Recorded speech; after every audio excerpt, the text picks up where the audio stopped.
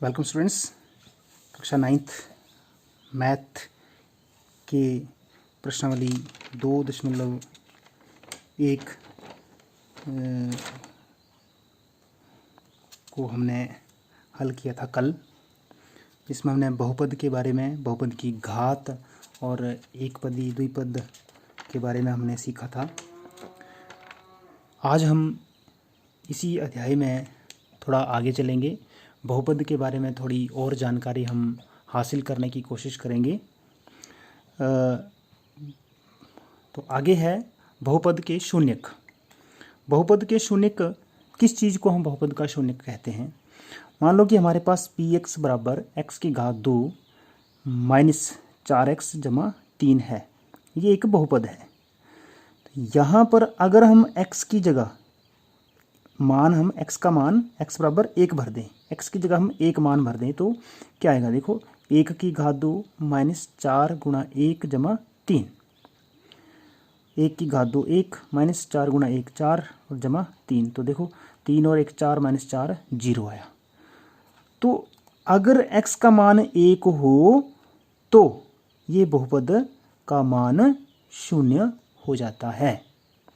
If the value of x is taken to be 1, the value of this polynomial comes to be 0. तो इसका मतलब ये हुआ कि x का मतलब चर का वह मान जिसके लिए बहुपद 0 बन जाए, बहुपद का मान 0 हो जाए, बहुपद का शून्यक कहलाता है। तो यहाँ पर इस बहुपद का शून्यक क्या हुआ?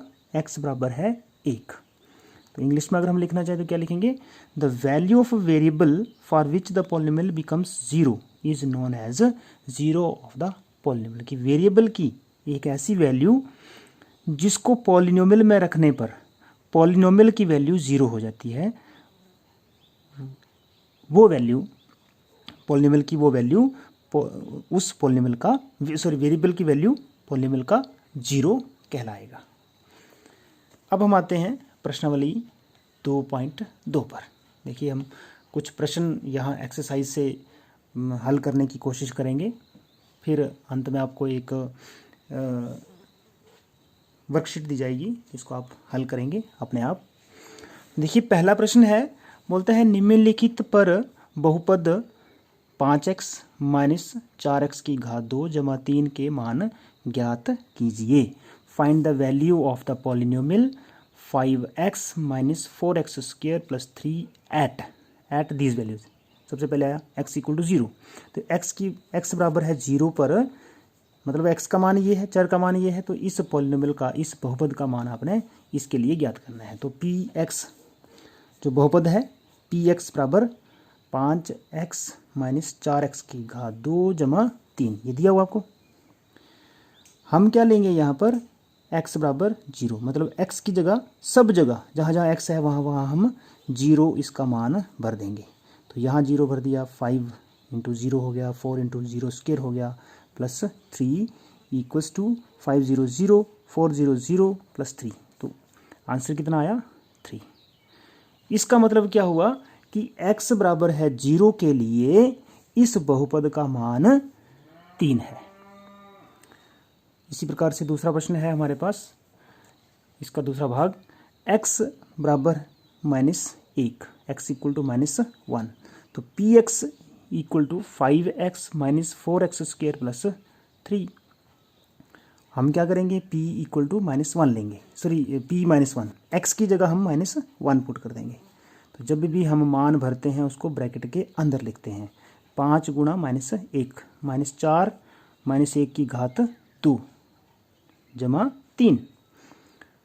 5 गुणा माइनस 1 माइनस 5 माइनस 4 वैसे आ गया। माइनस 1 का वर्ग करेंगे। देखो, माइनस 1 की घात अगर सम संख्या हो, जैसे 2 4 6 8 10, तो ये क्या होता है? 1 हो जाता है, जमा में 1 हो जाता है। तो ये 1 आएगा, जमा 3 आया। माइनस 5 माइनस 4 जमा 3, तो माइनस 9 जमा 3 बराबर माइनस 6। तो इसका मतलब हुआ कि value of the polynomial px is minus 6 for the variable x equal to minus 1। इसी प्रकार से प्रश्न नंबर 1 में कुछ और सवाल हैं, इस तरह से कुछ और सवाल हैं जिन्हें आप अपने आप हल करने की कोशिश करेंगे। आगे है देखिए प्रश्न नंबर 2। प्रश्न नंबर 2 में क्या बोलता है, निम्नलिखित बहुपदों में से प्रत्येक बहुपद के लिए P0, P1 और P2 ज्ञात कीजिए। फाइंड P0, जीरो को हम नॉट पढ़ते हैं इंग्लिश में, P0, P1 and P2 for each of the following polynomials. तो सबसे पहला पॉलिनोमियल आपको क्या दिया है, Py equal to y square minus y plus 1। तो हम क्या करेंगे, सबसे पहले हम P0 लेंगे, P0 के लिए तो y की जगह हम 0 भरते जाएंगे, बराबर है 0 स्क्वायर माइनस 0 प्लस 1। तो 0 माइनस 0 प्लस 1 आपके पास आ जाएगा 1। यह हो गया P0। P1 1 स्क्वायर माइनस 1, देखो y की जगह 1 भरते जाएंगे। अब हम यहाँ 1 है, ये 1 स्क्वायर 1 आएगा, 1 का 1 आ गया, तो 1 माइनस 1 0 हो गया और ये 1 बच गया। हम देखते हैं कि P0 और P1 की सेम वैल्यू आ रही है, समान मान इनका आ रहा है। P2 लेते हैं, P2 तो P2 y की जगह 2 हम पुट कर देंगे यहाँ पर।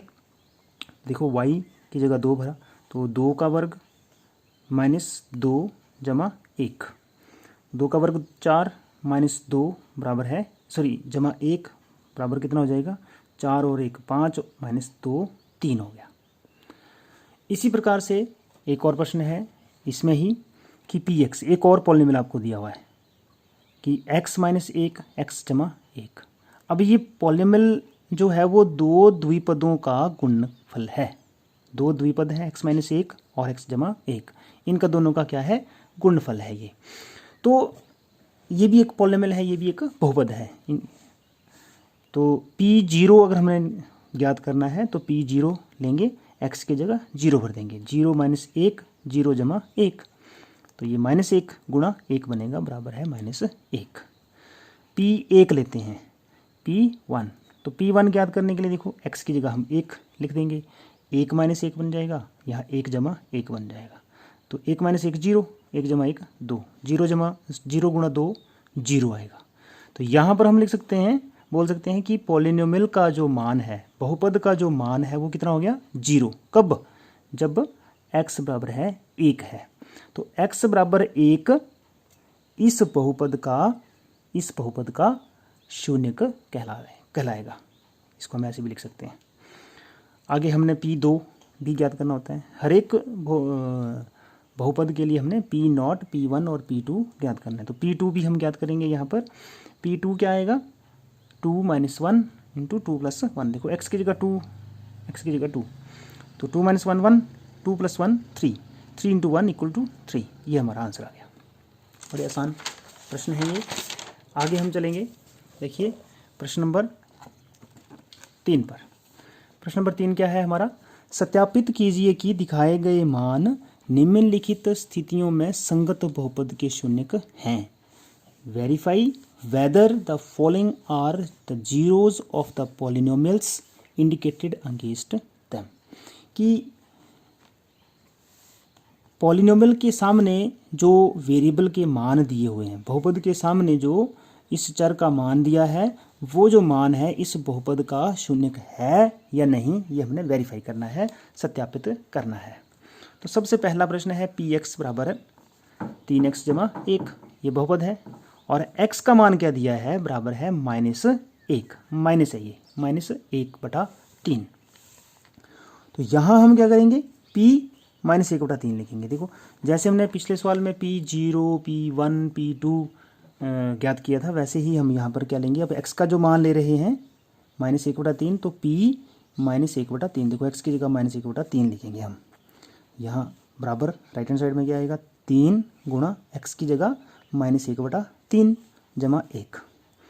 तो इन दोनों को जब हल करेंगे 3 से 3 हमारे पास कट जाता है, बचा क्या, -1 जमा 1 बराबर 0। तो -1 + 1 = 0 हमारे पास आंसर आ गया। इसका मतलब कि बहुपद का मान 0 बन जाता है x के इस मान पर। तो क्या लिख सकते हैं हम, हाँ x बराबर है -1/3 इस बहुपद का शून्यक है, या इंग्लिश में हम लिखेंगे yes x equal to -1/3 is a zero of polynomial px equal to 3x + 1। Second question देखेंगे इसका। देखिए दूसरे क्वेश्चन में क्या है, इस तरह से करेंगे हम px equal to 5x minus pi and value of x is 4/5। So here we will take p 4/5 in place of x we are taking here now 4/5 and that is equal to 5 into, you see here 5x, in place of x we have to write 4/5 minus pi. 5 and 5 will be cancelled, so you are left with 4 minus pi, and 4 minus pi is never equal to 0 because the pi value of pi is not equal to 4, so this can never be 0. So this is not 0, so we can say x equal to 4/5 is not a zero of the polynomial 5x minus pi, कि x बराबर है 4/5, px बराबर 5x minus पाई का शून्यक नहीं है। अगला प्रश्न देखेंगे, तीसरा प्रश्न। इसमें एक और इसी प्रकार से हम लेते हैं। इसमें x के दो मान दिए हुए हैं आपको, देखिए x के दो मान दिए हैं, तो px बराबर 3x² माइनस 1 है, x बराबर है -1/3 और दूसरा मान है 2/3।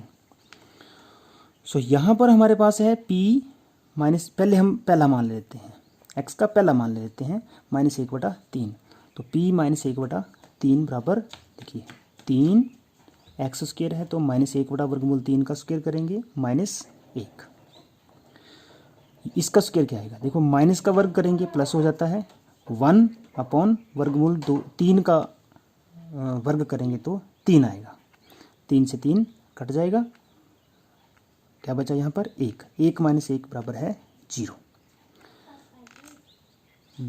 दूसरा है इसमें, देखो दूसरा भाग, x का दूसरा जो मान दिया है वो दिया है 2/3।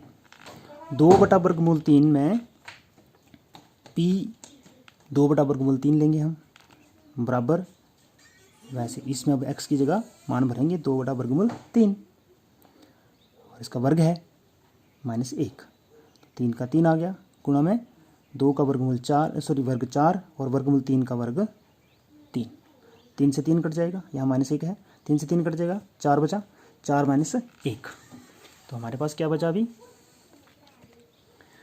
4 - 1 बराबर 3। तो ये जो 3 है ये भी 0 नहीं है, अगर 0 नहीं है तो we can say x equal to -1/3 is a 0।